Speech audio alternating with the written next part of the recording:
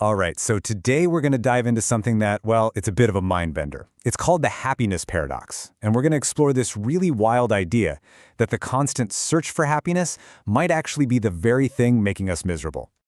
I mean, think about it. Why is everyone chasing happiness? It seems like a pretty straightforward question, right? Every self-help book, every influencer on your feed, they're all telling us that happiness is the ultimate goal. It's the top of the mountain. But, and this is a big but, what if that whole idea is just wrong?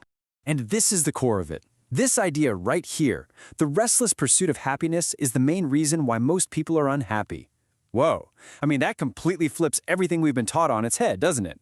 It's saying that the chase, that constant nagging search for the next high, the next good thing, that's the problem. That's a huge claim, I know. So let's really dig into it.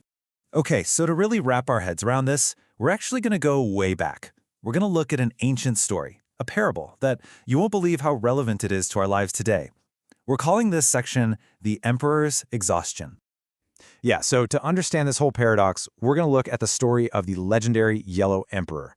Think of his story as this amazing case study, a deep dive into the search for fulfillment.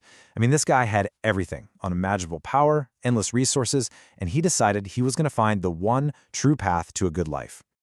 So the Emperor, he basically tries two totally different extreme strategies.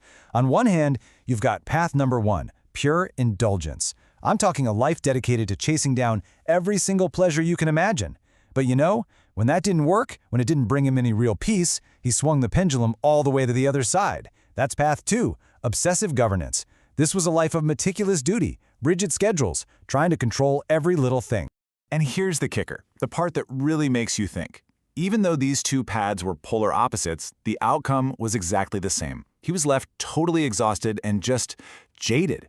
So whether he was chasing pleasure or chasing perfection, both paths led to the exact same place, burnout. It was the chase itself that was the problem. So, if chasing happiness is the problem, then what's the answer? Well, that brings us to the powerful antidote, a much quieter, much more subtle alternative, and that is finding true contentment. But what do we even mean by contentment? Let's define it. Contentment is the state of being that lies in the absence of lack. See, it's not about adding something new or getting something more. It's about the absence of that feeling that you're missing something. It's the state that just kind of emerges when you stop feeling like you lack anything.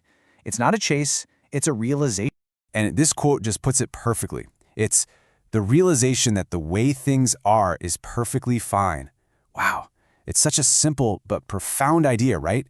It's about being able to look at your life, your circumstances, right now, in this moment, and just feel, yeah, this is okay. This is enough. Okay, let's break this down even further with a side-by-side comparison. On one side, you've got the happiest chase. The state of mind, it's active, it's restless. Your focus is always external on the next thing. And the feeling you get is these fleeting highs, but also these really deep lows. The goal is always, always to get more. But now, look at the other side. The path of contentment. The state here is calm, it's peaceful acceptance. The focus isn't out there, it's internal, on the present moment. And that leads to a much more stable, quiet satisfaction. And the goal, it's not to get more, it's to need less. Huge difference, right? All right, so this all sounds great in theory, but how do we actually do this? How do we put it into practice? Well, the good news is it's not about some massive life overhaul. It's about cultivating a new mindset. Let's call it the art of enough. And it really boils down to two simple steps, two shifts in your mindset. Step one, reframe your goal. So instead of constantly asking yourself, how can I be happy? Just try asking a different question.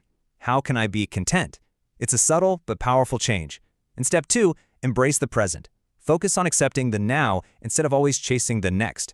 Stop looking for the next thing you think is going to fix it all and just practice being okay with your reality right now. Seriously, just that small change in your internal conversation can make a massive difference. Now, here's a really crucial point because a lot of people get this wrong. Contentment isn't about settling for less. It's not about giving up on your goals or your ambitions. That's not what we're talking about at all. It's about realizing you already have enough. It's not about lowering your standards. It's about raising your awareness. And that really brings us to the final question I want to leave you with today. Just something to chew on. What if you already have everything you need? I mean, really think about that. What if the search is already over? What if, right here, in this moment, you're already whole? It's a pretty powerful thought, isn't it?